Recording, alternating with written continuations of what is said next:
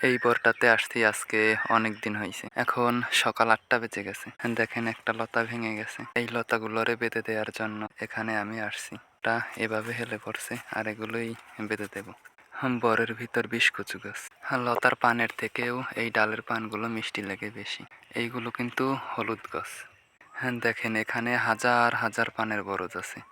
সবগুলো আমাদের না, এইগুলো হচ্ছে আমাদের। যারা চ্যানেলটি সাবস্ক্রাইব না করেছেন তারা অবশ্যই একটু সাবস্ক্রাইব করে নেবেন, আর যারা অলরেডি সাবস্ক্রাইব করেছেন তাদেরকে অসংখ্য ধন্যবাদ। এখন লতায় যে পানগুলো দেখতে পাচ্ছেন এগুলো হচ্ছে সব নতুন পান। এর গোড়ায় পুরন পান ছিল, কিন্তু এগুলো সব ভেঙে ফেলা হয়েছে। এটা হচ্ছে বরিশাল জেলার উজিরপুর থানা।